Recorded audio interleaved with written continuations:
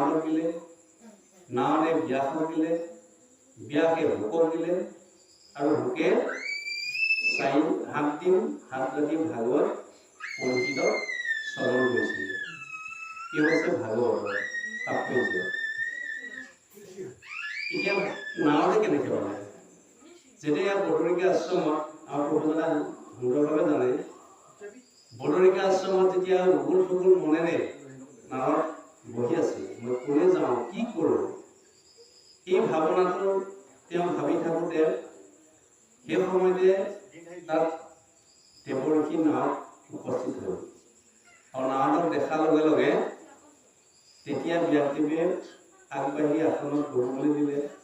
বহি ধূপ ধূনা জ্বলাই সেৱা শুশ্ৰূষা কৰি ভক্তিভাৱে সুধিলে, ক'লে যে মই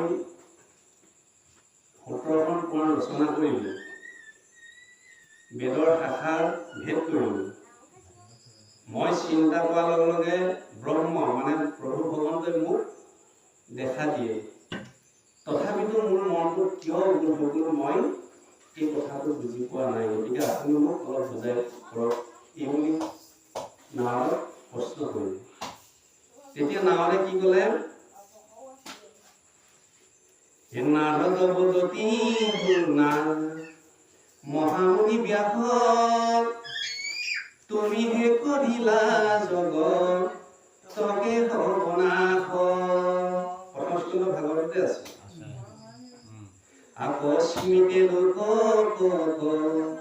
হেৰাইলা হিংসা ধৰ্ম, নুবুজিলা তুমি ৰূপে দৰ তত্ত্বমৰ্ম, গৰিহিত কৰ্ম পোক পেনিলা ধৰ্ম বুলি, তোমাৰ বচনে লোক নাহিল সমলি, স্বভাৱে লম্পট বিষয় ইয়ত অনুৰাগ, স্বৰ্গ পাইল বুলি ৰংগে কাতে সংসাগ, কৰৈ নানা হিংসা ধৰ্ম নানা দেৱ পূজৈ, পুণ্য ক্ষয় হৈলে দুনাই নৰকত মজৈ, যদি জ্ঞানীগণে তাকক কৰে নিবাৰণ, আৰু তাৰ বাক্য কণা মানে পূজন, বোলে উপালম্ব কৰি বচন পণ্ডিত, ব্যাসতো হইলে সেহিকে পণ্ডিত। নাহলে কি বুলি কৈছে, হে মহামুনি ব্যাস, তুমিয়ে জগতক কৰিলা সৰ্বনাশ, তুমিয়ে জগতখন সৰ্বনাশ কৰিলা। আকস্মিতে লোকক কৰাইলা হিংসা ধৰ্ম, নুবুজিলা তুমিও বেদৰ তত্ত্বৰ মৰ্ম।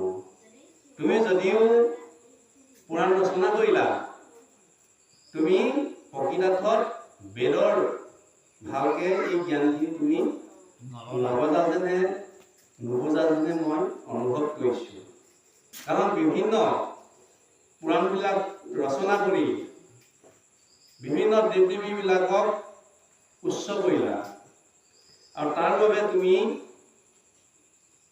প্ৰাণী হিংসা ধৰ্ম প্ৰচাৰ কৰিলা, গতিকে সেইকাৰণে তোমাৰ পাপ হ'ল। গতিকে এতিয়াও সময় আছে, মূৰ উপদেশে কৰা ভাগৱত শাস্ত্ৰ, প্ৰচাৰক গোবিন্দৰ গুণনাম মাত্ৰ।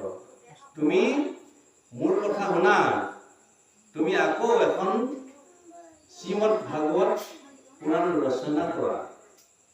গতিকে তুমি তাৰ বাবে যি সহায় কৰিব লাগে মই কৰিম, কিন্তু তুমি শ্ৰৱণ কীৰ্তন শ্ৰেষ্ঠ কৰা। গতিকে সেই মৰ্মে আহি এই শ্ৰীমদ ভাগৱত ব্যাসদেৱে ৰচনা কৰিছে। 335টা অধ্যায়, 5,54,000 শব্দ, 10টা লক্ষণ, 12টা স্কন্ধ, 18,000 শ্লোক, এই হৈছে ভাগৱতৰ সমষ্টি। এতিয়া শ্ৰীমদ ভাগৱত শ্ৰীটো আমাক কি কৈছে, জীৱন্তক বুজাইছে। মতটোৱে মত প্ৰকাশ কৰিছে। কাৰ মত? শুকৰ মত, উত্তৰ মত, বিদুৰ মত, এই মহা ঋষিসকলৰ ইয়াত মত প্ৰকাশ হৈছে। ভাৱটোৱে ভাবিবলৈ কৈছে, ভাৱৰ পৰাই গড়টোৱে জ্ঞানৰ কথা কৈছে। কি জ্ঞান? অকাৰণ বৈষ্ণৱ জ্ঞানম, ই কেৱল বৈষ্ণৱ জ্ঞানৰ কথা কৈছে। তৰ্কে কৈছে ই এটা নিশ্চয় তত্ত্ব আছে। গতিকে এই ভাগত শুনে বা ভনে বা আনে বা গাঁৱত অভিনন্দন কৰে, সভাটো দেশনে কৰে পৰম পবিত্ৰ, দেখা ভাগৱত ধৰ্ম কিনো বিপৰীত। কোনোবাই যদি শুনিছে, ঘৰতে যদি শুনি আছে, কোনোবাই বাতৰি গৈ থাকোঁতে যদি শলাগ লৈছে, আনে বা গাঁৱত অভিনন্দন কৰে, এই সভাটো দেশনে কৰে পৰম, কোনোবাই যদি পাঠ কৰিছে, এই সকলোকে পৰম পবিত্ৰ কৰে বুলি কৈছে। ভাগৱতৰ এই ধৰ্মৰ লক্ষণটো সেইটো।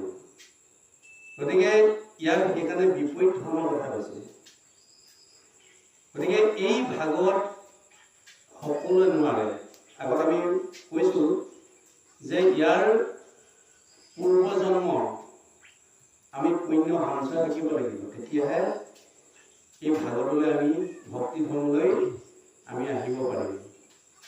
এতিয়া যুগৰ ধৰ্ম অনুপাতে সত্য যুগে ধ্যান, তেতা যুগে যজ্ঞ, দাপৰত পূজা, কলিত হৰিনাম বিনে নাহিকে পূজা। এতিয়া কলিযুগৰ পৰিমাণটো হৈছে 4,32,000 বছৰ। কলিযুগৰ পৰিমাণ। এতিয়া আমাৰ ইয়াত দ্বিতীয় স্কন্ধ ভাগৱতত আমাৰ প্ৰথম ভাগৱতৰ মূৰ্তিতে কৈছে, প্ৰথমে দ্বিতীয় স্কন্ধে চৰণ দুটয়। তাৰমানে ভগৱন্তৰ মূৰ্তিত চৰণ মানে ভৰিটো কৈছে। এতিয়া আমি যদি বিশ্লেষণ কৰিবলৈ যাওঁ, চৰণত কোন আছে? ভগৱন্ত আছে। শুনাব, আখিত আদিত্য নাকে অশ্বিনী কুমাৰ, জিভাত বৰুণ বাক্য বনিৰ সংসাৰ, কনে দিশ চবে বায়ু ভজে ইন্দ্ৰ কীৰ্তি, পৰে বিষ্ণু গুহে নিত্য লিংগে প্ৰজাপতি। গতিকে চৰণত কোন আছে? পদে বিষ্ণু, ভগৱন্ত আছে। সেইকাৰণে আমাৰ ভক্তি দিশটো কি কৈছে? আমি নামঘৰলৈ যে যাওঁ, যোৱাৰ লগে লগে আমি প্ৰথম কি কৰে? চৰণত সেৱা জনাই, চৰণত ভকতজন আহিলে চৰণত সেৱা ধুৱাই মেলি আসনত বহিবলৈ দিয়েগৈ। ঠিক প্ৰতিটো ভাগৱততে দেখুৱাইছে সেইটো। তাৰমানে ভকতজনক সদায় চৰণত সেৱা জনালে, আপুনি বেলেগ এজনে ঢেৰ দুখ লগালেও ভৰি দুখনত যদি সেৱা কৰি দিয়াৰ লগে লগে সেই খংটো ভকতজনৰ বা বেলেগ এজনৰ সেইটো নাইকিয়া হৈ যায়। তাৰমানে ভগৱন্তক সাক্ষাৎ পোৱা হয়। সেইকাৰণে চৰণটো দেখুৱাইছে। এতিয়া ইয়াৰ ভাগৱতৰ মূৰ্তিটো এই দ্বিতীয় স্কন্ধত চৰণ দেখুৱাইছে। গতিকে ইয়াত কৈছে কলিৰত আছে, হৰিয়তো আছে, হয় নহয়? কীটযত দুখ কি কৈছিলে? ঘোৰ কলি যুগে মলমতী মনুষ্য, নাহি আনৰ ধৰ্ম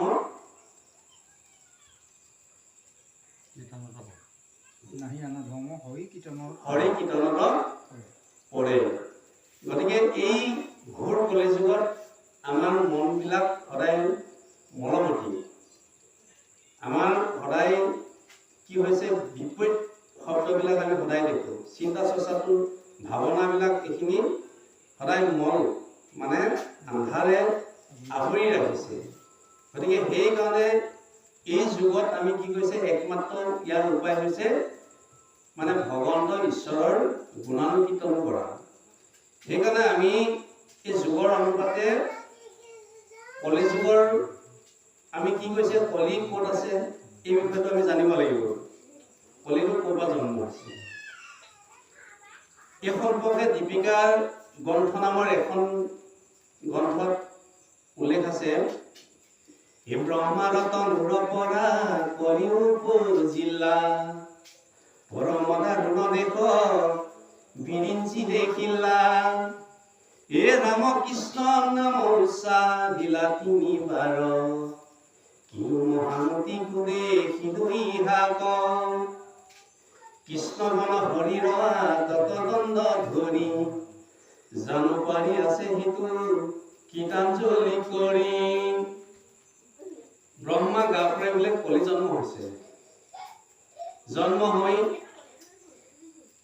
হাতত এডাল দণ্ড মানে লাঠি লৈ জন্ম হৈছে জন্ম হৈ পিতা ব্ৰহ্মাক কৈছে যে মোৰ নাম কি আৰু মই কি কৰ্ম কৰিব লাগে আৰু লগতে মোক মাটি বাৰী ভাগ দিয়া তেতিয়া ব্ৰহ্মাই ভাবিলে যে এইটো মই কি অদ্ভুত প্ৰাণী জন্ম দিলোঁ জন্ম হৈ মাটি বাৰী ভাগ বিচাৰিছে এই বুলি ভাবি তেওঁৰ নামটো কলি ৰাখিলে আৰু দুগৰাকী ভাইজা বিয়া পাতি দিলে হে নলিনী মলিনী নাম দুই ভাইজা দিলা দুহাতৰ সদা চাৰি পুত্ৰই উপজিলা নলিনী আৰু মলিনী নামৰ দুগৰাকী ভাইজা বিয়া পাতি দিলে আৰু সেই ভাইজাৰ দুগৰাকীৰ পৰা দুটা পুত্ৰ জন্ম হ'ল 4টা পুত্ৰ তাৰমানে ব্ৰহ্মা নাতিনী সেইকেইটা হৈছে কাম ক্ৰোধ লোভ মোহ 4 পুত্ৰ জাত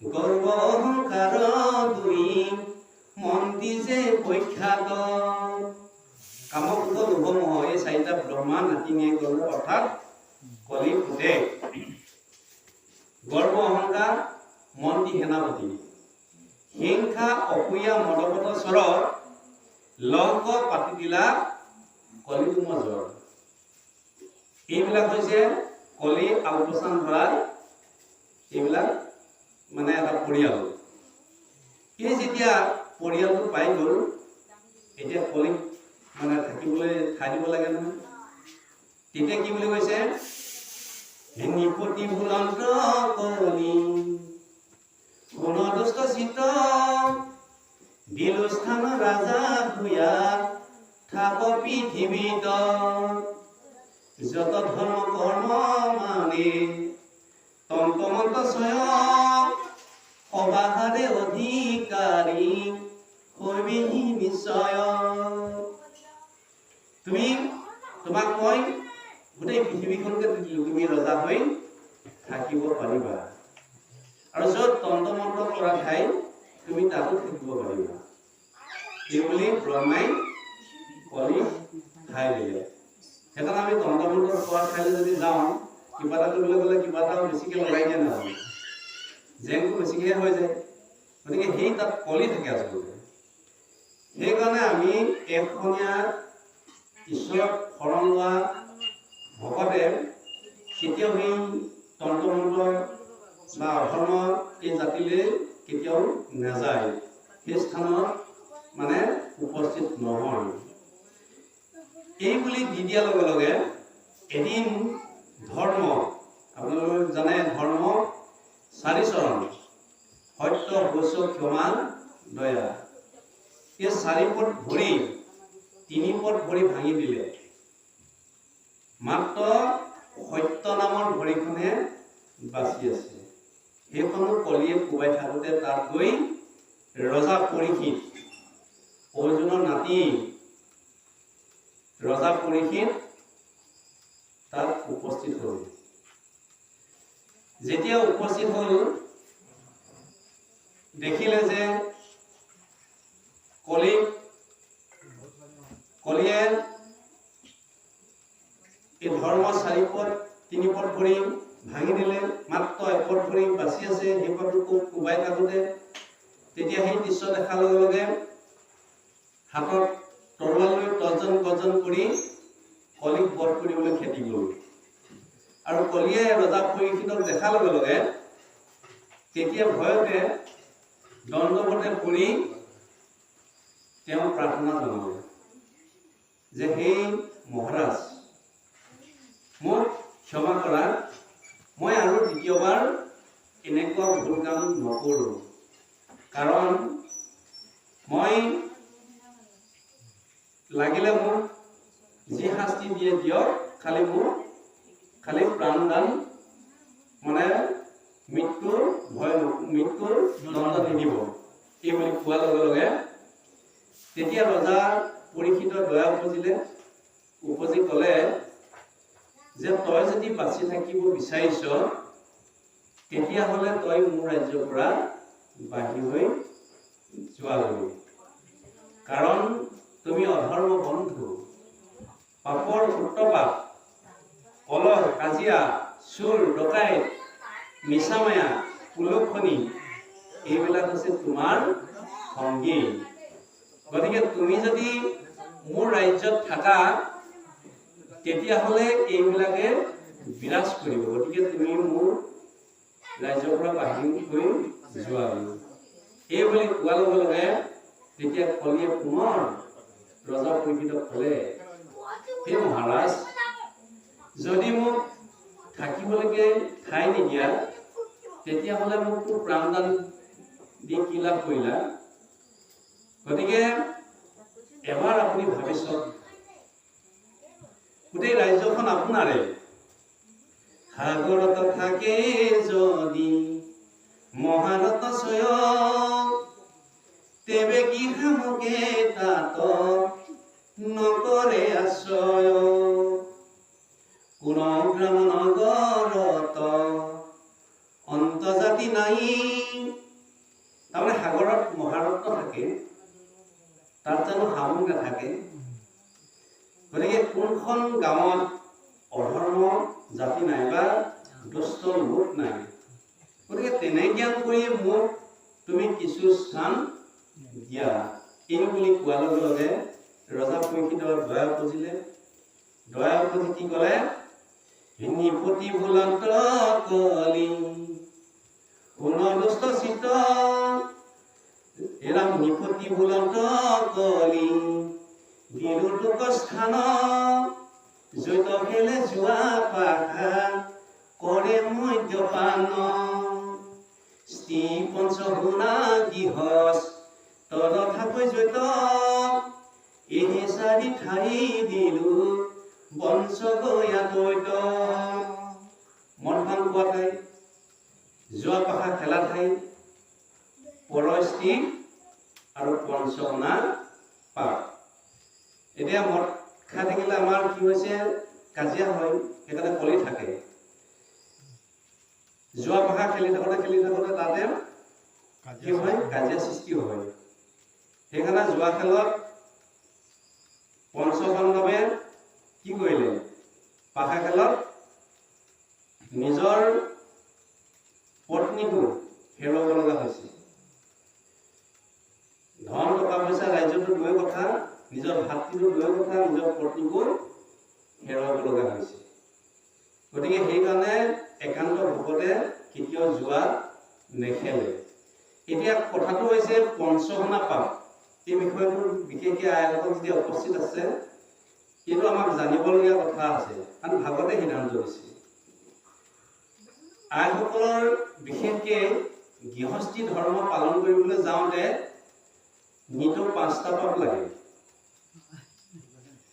তাৰমানে ঠাই সৰোঁতে পাপ লাগে, মছলা পিছোতে পাপ লাগে, ভাত ৰন্ধন কৰোঁতে পাপ লাগে, পানী আনোতে পাপ লাগে, কন্দনি পেখনি চুলি কলক্ষী মাজনী, গৃহস্থৰ পঞ্চসংখ্যা সিজে ৰাতি তিনি, এই দুখে গৃহবাসী স্বৰ্গ নাযায়, কৃষ্ণে অৰ্থে কৰি পুনৰ মুকুতি পায়। এই পাপকেইটাৰ কাৰণে তাত মানে ব্ৰহ্ম থাকে, জীৱ থাকে। সেইকাৰণে এই জীৱ ব্ৰহ্ম হত্যা হয়। সেই পাপকেইটাৰ কাৰণে আইগৰাকী বৈকুণ্ঠটো দূৰৈ কথা, স্বৰ্গলৈ যাব নোৱাৰে। কিন্তু ভাগৱতে আকৌ সিদ্ধান্ত দিছে, কি বুলি দিছে, জল পুষ্প ফল মূল খাদ্য দ্ৰব্য যত অন্ন আদি কৰি হবে কৃষ্ণত অৰ্পিত। আমি যিমানবিলাক দ্ৰব্য অন্ন আমি কৃষ্ণক অৰ্পণ কৰিম বুলি কৈছে। আজি যেনেকৈ গৃহস্থ পৰিয়ালে কি কৈছে, ভকতৰ অৰ্থে লগাবৰ অৰ্থে যিবিলাক দ্ৰব্য আনিছে ভকতক আগবঢ়াই দিছে। আৰু ভকতে জানো প্ৰথমে সেৱা মানে গ্ৰহণ কৰিছে জানো? ভগৱন্তলৈ অৰ্পণ কৰিছে, তাৰপিছতে গ্ৰহণ কৰিব। গতিকে সেইকাৰণে আমি ৰন্ধন কৰাৰ আগতেই এমুঠি ঈশ্বৰক অৰ্পণ কৰিবলৈ কৈছে। এতিয়া বহুত জেগাত আমাৰ ঠাইত এইটো অৰ্পণ কৰে। কেনেকৈ কৰে? ৰন্ধন কৰা আগমুহূৰ্ততে এমুঠি চাউল আমি যদি গোটাই যাওঁ ভগৱন্ত নামত, সেই চাউলমুঠিয়ে আমাক কি কৰিব? এটা পুঁজি কৰিব।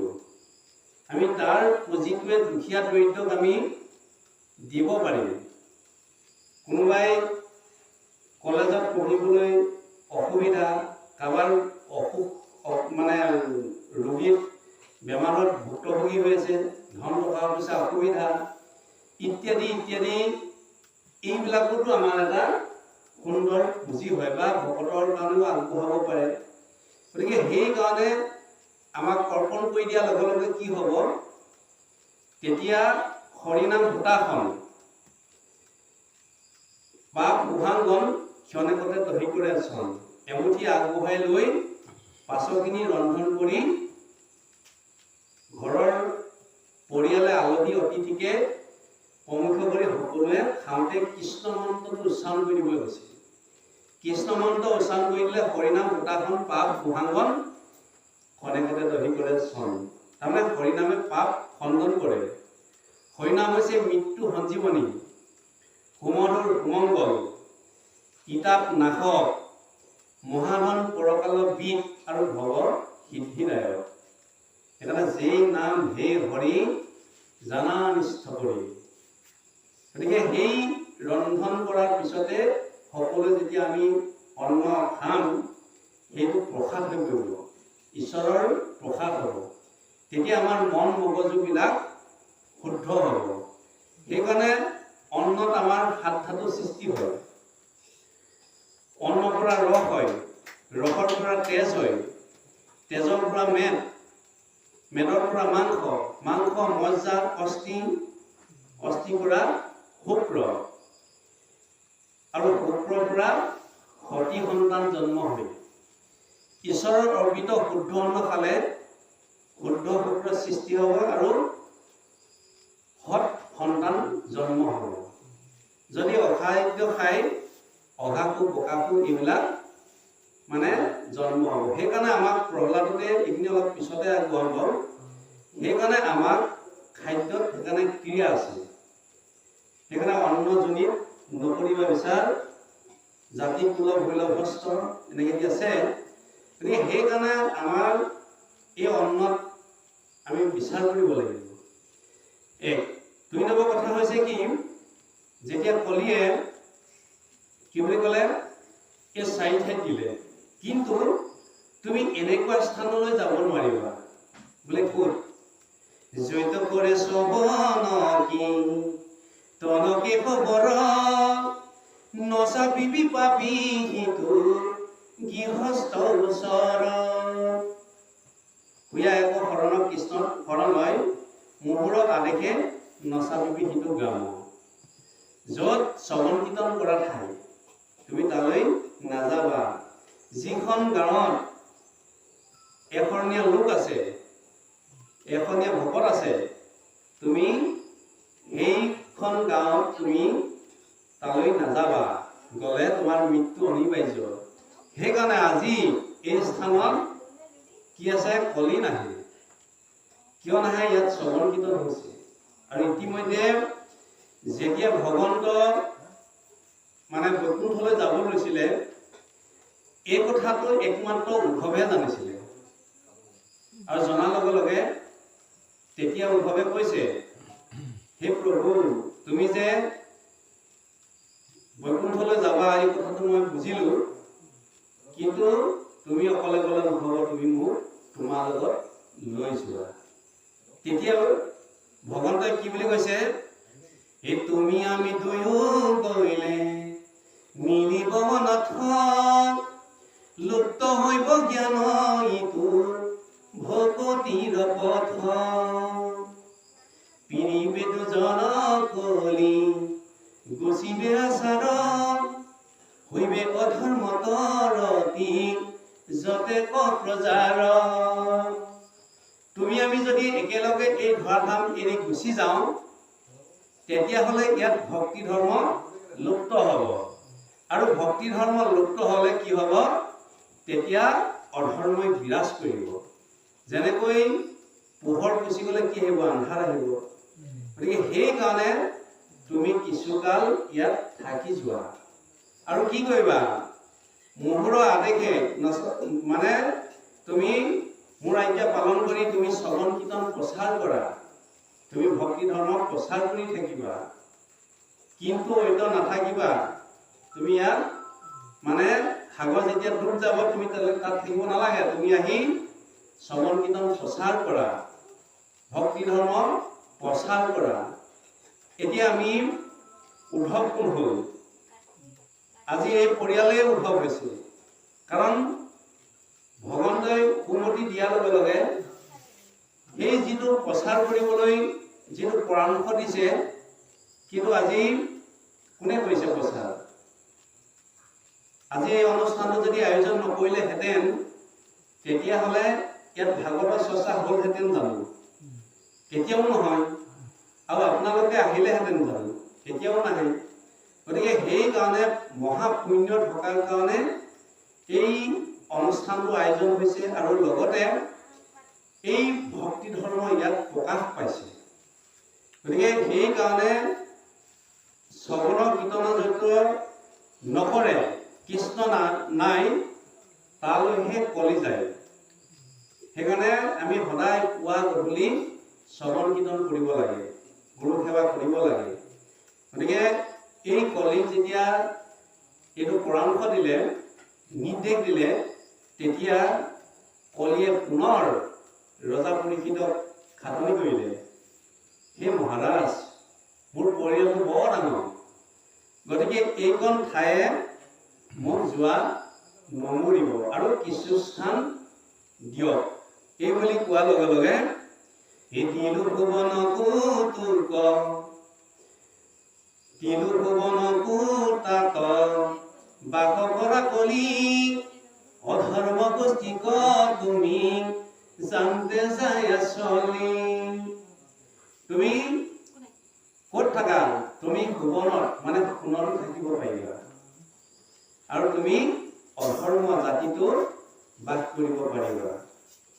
এই বুলি দি দিয়াৰ লগে লগে যিখন সংবিধান, যিটো নিয়ম কোনে মানিছিলে, পৰীক্ষিত ৰজাই মানিছিলে।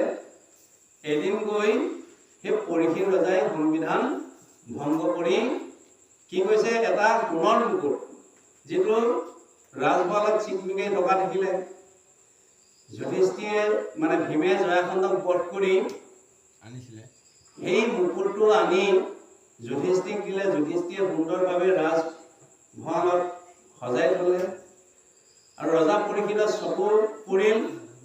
চকু পৰাৰ লগে লগে যিজন ৰজা পৰীক্ষিতে কোনোদিন মৃগ মাৰিবলৈ নোযোৱা ৰজা পৰীক্ষিতৰ মৃগ মাৰিবলৈ মন গ'ল, কলিয়ে লম দিলেই। গতিকে সৈন্য সামন্ত লগত লৈ বনৰ মাজলৈ এটা মৃগ মাৰিবলৈ গ'ল, আৰু এটা হৰিণৰ পিছে পিছে শৰ নিক্ষেপ কৰোঁতে কৰোঁতে হৰিণক ধৰিব নোৱাৰিলে, গৈ ৰজা ভাগৰুৱা হ'ল, অন্তকণ্ঠ শুকাই গ'ল। এটুপি পানী বিচাৰি শ্ৰমিক মুনি আশ্ৰম পালেগৈ। তেতিয়া শ্ৰমিক মুনি কি কৈছিলে, পদ্মাসনত বহি একান্ত মনে হৰিক আৰাধনা কৰি আছিল। ৰজাই একাধিক ক্ৰমে মাত লগালে, হে মুনিবৰ, মোৰ পিয়াহত অন্তকণ্ঠ শুকাই গৈছে, গতিকে মোক এটুপি পানী দিয়ক। একাধিক ক্ৰমে মতা স্বত্বেও ধ্যানমগ্ন মুনিয়ে চকু মেলি চোৱা নাছিল আৰু মুখে এষাৰ মাত মতা নাছিল। তেতিয়া ৰজাই ভাবিলে যে সহাগৰা পৃথিৱীৰ ৰজাই যাক সন্মান কৰে, সামান্য এজন মুনিয়ে মোক অৱজ্ঞা কৰিছে, অপমান কৰিছে, এই বুলি ভাবি কাষত এডাল মৰা সাপ পৰি আছিল, ধনুৱাগেৰে আৰি শ্ৰমিক মুনি ডিঙি পিন্ধাই তেওঁ অহংকাৰভাৱে হস্তিনাপুৰলৈ গমন কৰিছিল। শ্ৰমিক মুনিৰ পুত্ৰ শিঙি মুনি তেওঁ বালক আছিল।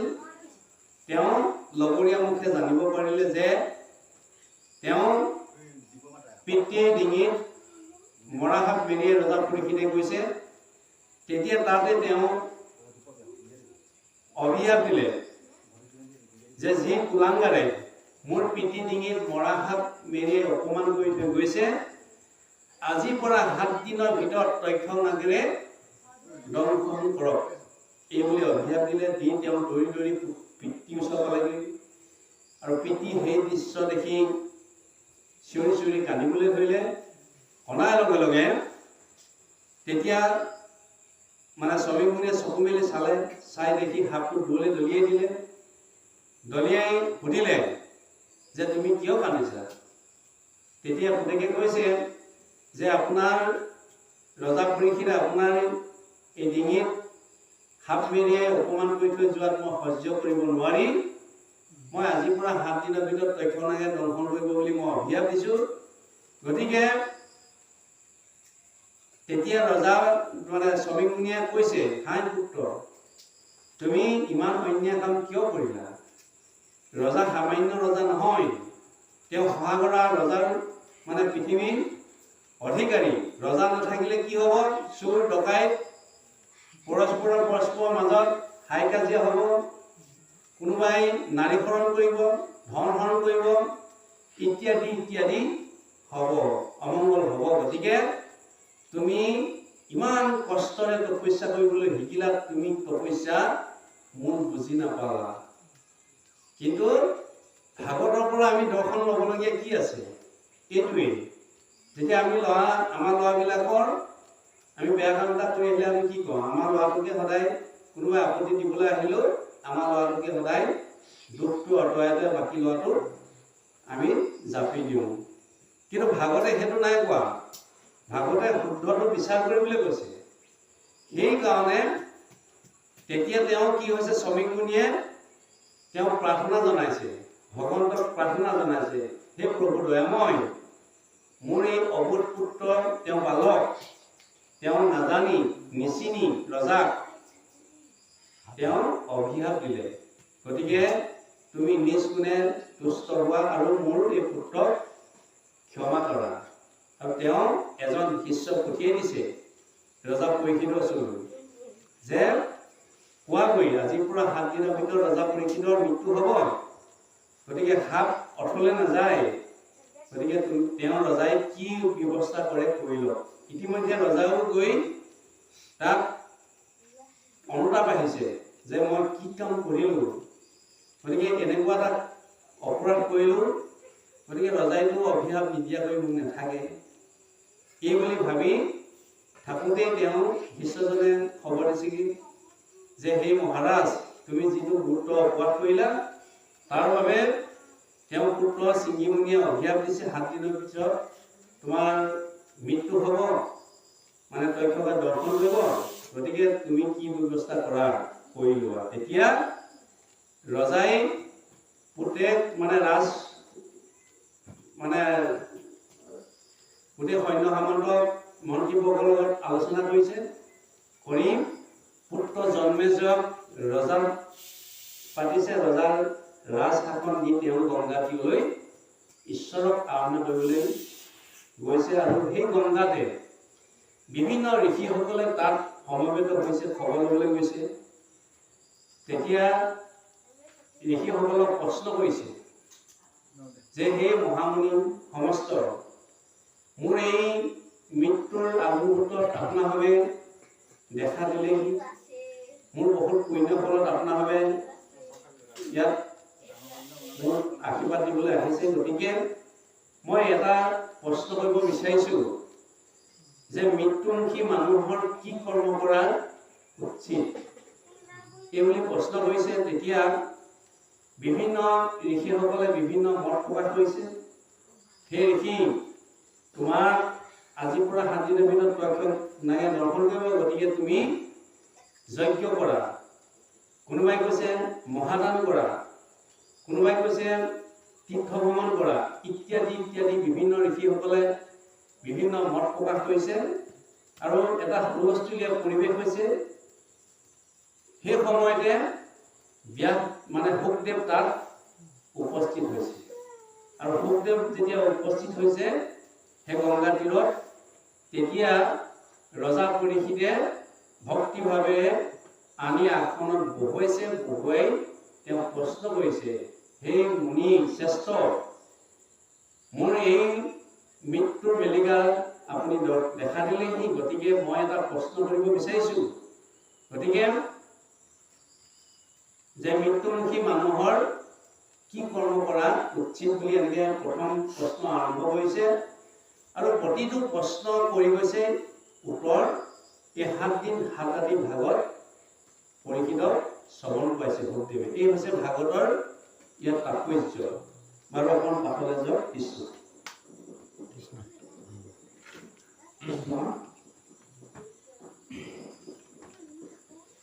দিনে হইল ধন কুটুম বড় চিন্তা করে, নিন্দা স্ত্রী আলাপ শুনে রাতি আয়ু করে, মিশা বিষয়ক মাত করে অভিলাষ, যিহেতু দেখে নরে আপোনাৰ বিনাশ, হেমগামী যাৰ ইচ্ছা মূৰ্খ কথা, পৰীক্ষিত তেবে শুনি কৃষ্ণ কথা, বিবেচিত কৃষ্ণ গুণ নাম কীৰ্তনত, কৃষ্ণ ৰেখে পাদ পদ্ম স্মৰিবে মনত, নাৰায়ণ স্মৰণ ৰেখে পৰম মংগল, এই মানে জীৱনৰ জন্মৰ সাফল, অন্তকালে হৰি স্মৰে যিটো ভাগ্যৱন্ত, তাহাৰ মহিমা কহি কোনে পাৱে অন্ত, যিটো ব্ৰহ্মময় দেখে জগত নিখিল, যত পাপ পুণ্য সমস্ত নিব্যতিল, হৰিৰ কথা প্ৰচাৰতীয় বিশ্বাম, সদায় মুখত নিৰৈ ৰাম কৃষ্ণ নাম।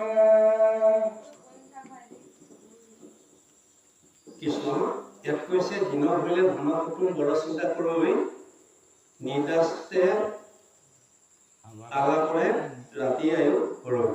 আমি সদায় মানে দিনৰ হলে ধন কুটুম বড় চিন্তা কৰে, তাৰমানে দিন হলে আমি অকল ধন টকা পইচা আমি চিন্তা কৰোঁ, হয় নহয়?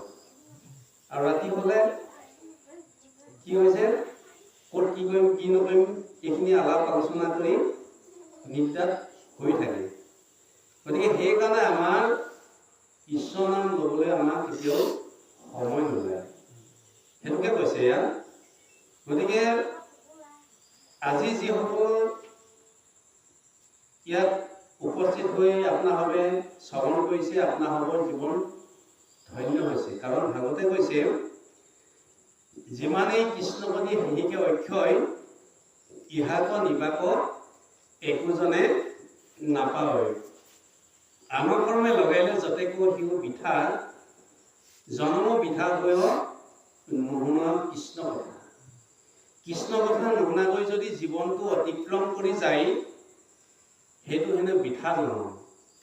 সেইকাৰণে আমি কৃষ্ণৰ কাৰণে জন্মটো লগাব লাগে। কৃষ্ণই অৰ্জুনক কৈছে যে, হে অৰ্জুন, পৃথিৱীত মই এনেকুৱা এটা আশৰ সৃষ্টি কৰা নাই যিটো কোনো মন্ত্ৰৰ কাৰণে অনুপযুক্ত।